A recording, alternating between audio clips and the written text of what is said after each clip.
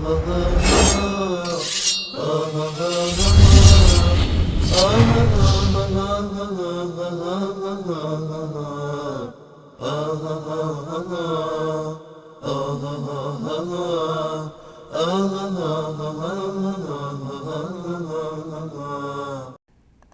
سلام علیکم، بفرمایید. من میثم هستم، از کرج تماس میگیرم. آقای میثم از کرج. آقا میثم بزرگوار، نظرتون در مورد دو تا کلیپی که پخش کردیم چیه؟ من اصلا به این کلیپ ها راست آقای انصاری، من خیلی برنامه‌های شما رو نگاه میکنم راستیتش. الو. بله بفرمایید. الو. بفرمایید. میخواستم این مطلبی رو خدمت شما عرض بکنم اگه اجازه هست. آقا میثم بزرگوار، قبل از اینکه مطلبتون رو ارائه بفرمایید در مورد کلیپ ها اگر صحبت کنید ممنون میشیم از شما. وقتی من متاسفانه تا رسیدم برنامه شما رو نگاه بکنم دنبال این بودم که ببینم پخش زنده‌تون چیه، رسیدم متاسفانه کلیپ رو ندیدم. خب کلیپ خوشحال شدم تونستم بله. مستقیما با شما صحبت بکنم. یه مطلبی بود آقا میثم بزرگوار، کلیپ این بود که والتین و زیتون، انجیر و زیتون، این رو یکی از آخوندا تفسیر میکرد که انجیر یعنی حسن، زیتون یعنی حسین. بله. من انجیر یعنی حسین، یعنی چی حسن؟ انجیر یعنی حسن، زیتون یعنی حسین. و یکی از آخوندهای دیگه در کتابش میگه که بله. علی ابن ابی طالب علیه بالله الاغی است که در آخر زمان مردم را از مشرق به مغرب میبره.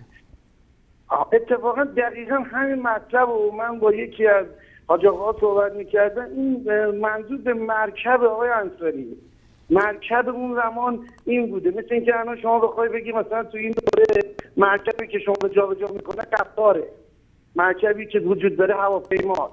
اون موقع هم چیزی که جابجا می‌کرده مردم رو الاغ و اسب و شتر بوده. حالا درسته آقا میثم بزرگوار، یکی این است که ما بیایم از اصل موضوع فرار بکنیم، مردم رو فریب بدیم. یکی این از واقعیت‌ها. شما رو به خدا اگر شما بخواید برادر خودتون رو، رفیقتون رو، همکلاسیتون رو به یک حیوانی که تند حرکت میکنه و در زمان پیامبر صلی الله علیه وسلم بوده تشبیه بکنید، به الاغ تشبیه میکنید یا به اسب؟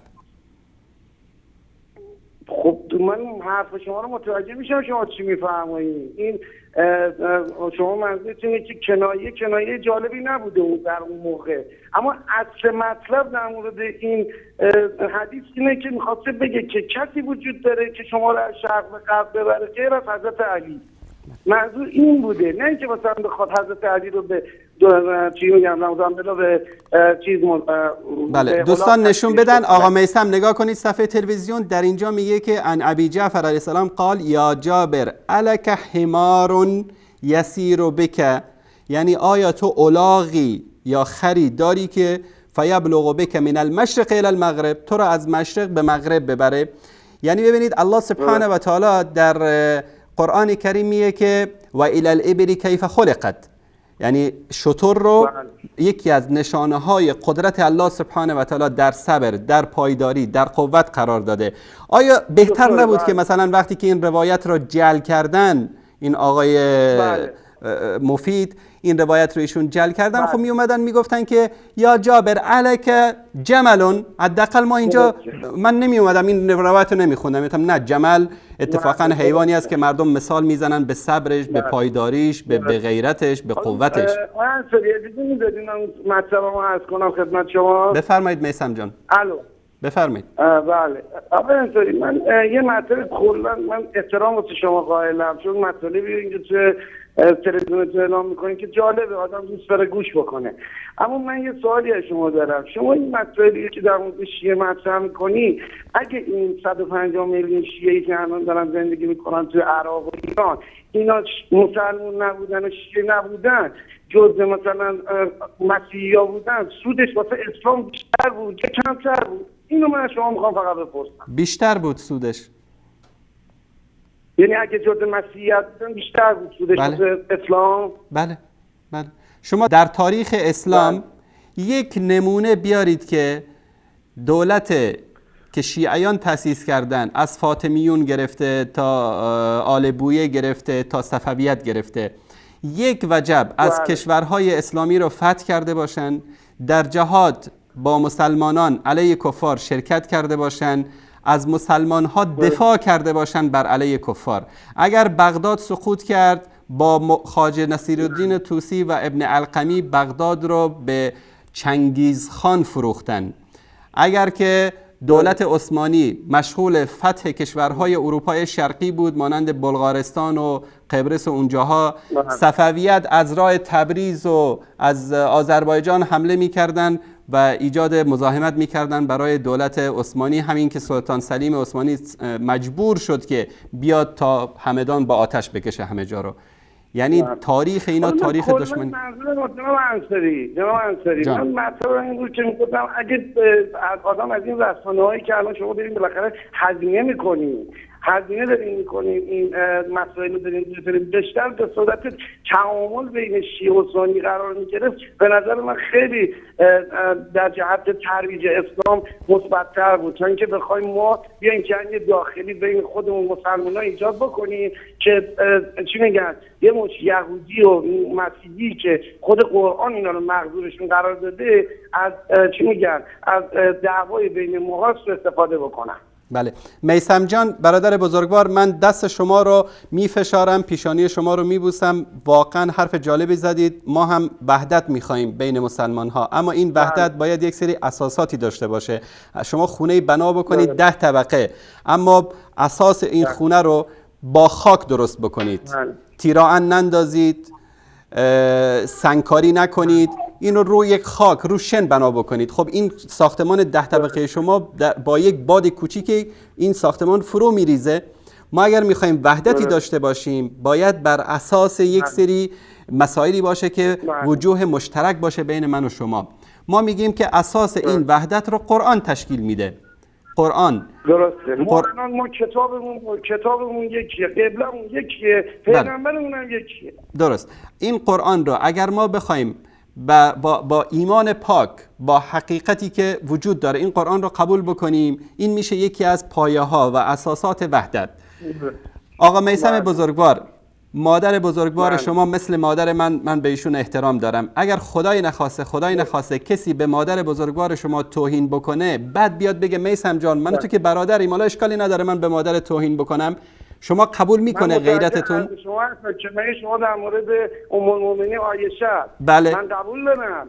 شما منظورتون این که توهین نباید بشه به صحابه حضرت رسول، نباید به قول معروف تمام کسایی که با حضرت رسول صحابه بودن یا از همسراشون بودن نباید بهشون توهین بشه. اما من منظور کلی اینه که از الان من بیام به شما توهین بکنم، به سنی توهین بکنم، شیعه بیاد به من توهین بکنه، سنی بیاد به من شیعه توهین بکنه، غیر از اینی که کسایی که خارج این گود نشستن استفاده بکنن، هیچ نفعی برای جهان اسلام نداره.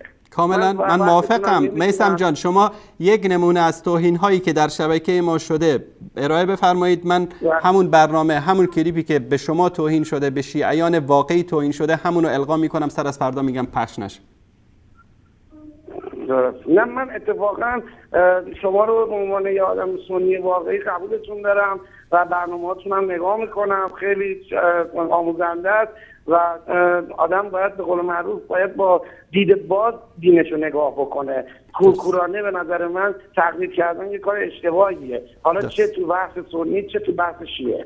درست. من یک خواهش دیگم دارم از شما میثم جان. من بارها گفتم در این برنامه، بازم تکرار میکنم، اگر شیعیان فقط و فقط به نهج البلاغه حضرت علی عمل بکنن، ما با اون شیعیان هیچ مشکلی نخواهیم داشت.